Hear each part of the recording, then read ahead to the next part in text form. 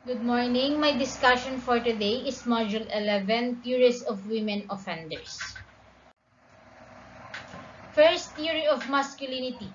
Masculine protest.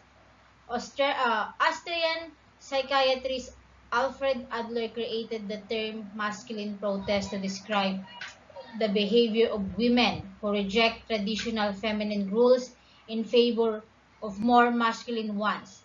And one big reason that women and men too reject rules is because they want to gain power and feel more dominant in a situation. But where does this sense of needing to feel dominant came from?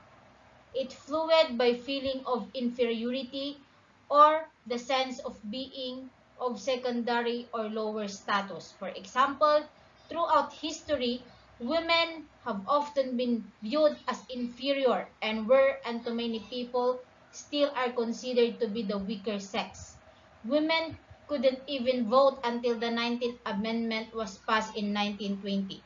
So, yung mga babae kasi noon, okay, uh, mas nagiging dominant kasi ang mga lalaki noon. Parang sabi nga dyan, considered as the weaker sex. Okay, yung mga babae. So noon, bawal din silang mag-vote.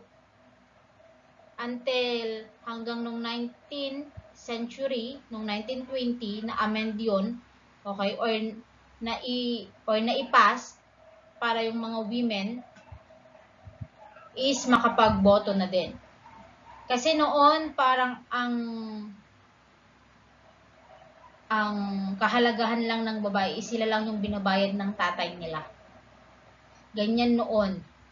Wala pang katayuan ang mga babae. Pero ngayon, okay, mas malakas na or mas nagiging dominant na din ngayon ang mga babae. Next, masculine protest or individual psychology. Masculine protest is a concept described by Alfred Adler. In women, it gives expression to a rejection of their feminine condition. The consequence of the valorization of girls in their family or culture milieu and the choice of masculine ideal in the formation of their guiding fiction. In men, it expresses itself as a superiority complex. So, crime opportunity theory suggests that offenders make rational choice and thus choose targets that offer a highly reward with little effort and risk. The occurrence of crime depends on two things: the presence of at least one motivated offender who is ready or willing to engage in crime, and the condition of the environment in which the offender is situated. To wit, opportunities of crime. All crimes require opportunity, but not every opportunity is followed by crime. Similarly, a motivated offender is necessary for the commission of a crime, but not sufficient. A large part of this theory focuses on how variations in lifestyle or routine activities affect the opportunities of crime. Opportunity does become the limiting factor. So, sa paggawa kasi ng crime, kinakailangan talaga yung opportunity. Okay?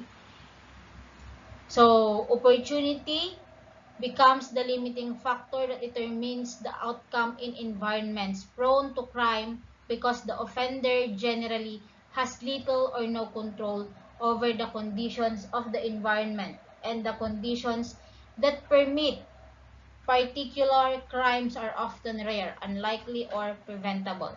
And then, sa marginalization theory, na-discuss ko na rin yan sa inyo sa previous slide. So, ayun. Power control theory. John Hagen's power control theory explains difference in crime rates between men and women.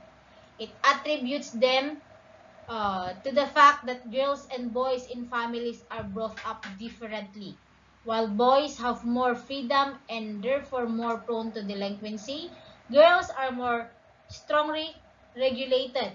As a result, they develop more self-control and are less prone to delinquency and risk behavior even as adult. Yes, tama yan. Mas nagiging prone kasi ang mga lalaki. Kasi mas marami silang freedom. The basis of the power control theory is the basic assumption of the control theories that not deviant but adapted behavior must be explained. Every person would behave defiantly if he or she were not prevented from doing so by social control. For power control theory, it is primarily the family that exercise control early in a person's life. If this control is lacking, a greater freedom in choice of behavior possibilities arises depending on the educational goal. Each person develops a certain degree of self-control.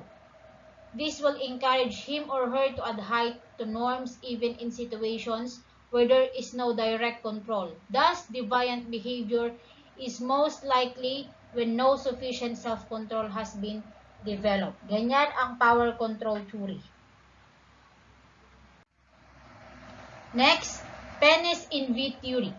Penis-Invade theory is a state theorized by Sigmund Freud regarding female psychosexual development in which young girls experience anxiety upon realization that they do not have a penis.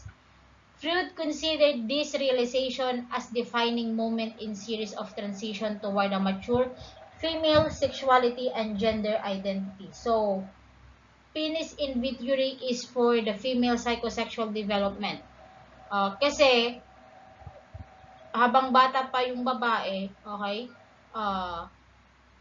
meron siyang magiging anxiety or nare-realize niya kung bakit wala siyang penis. Okay? Yung sa gender identity. So, once na nag-mature na sila, okay, doon na nila malalaman kung ano talaga yung gender identity nila. Next, chivalry theories. The chivalry or paternalism hypothesis argue that stereotypical views of women as maternal, passive, weak, and dependent on men for protection explains the lenient treatment. For example, milder sanction sentences afforded to women offenders by the criminal justice system. So, dahil nga nakikita nila itong mga babae as a weak and dependent on men, so kapag binibigyan sila ng sanction or ng parusa, it is mild, sanction, and sentence. Nagiging lenient din sila sa treatment sa mga babae.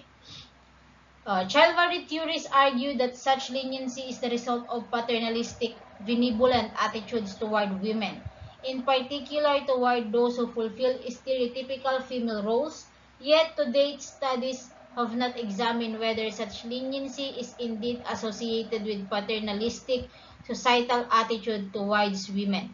The present study goes beyond the investigation of demographics and employs Glick and Fist concept of hostile and benevolent sexism. We use this concept to highlight the role of individual difference in attitude toward women as a key to understanding of lenient attitude toward female offenders.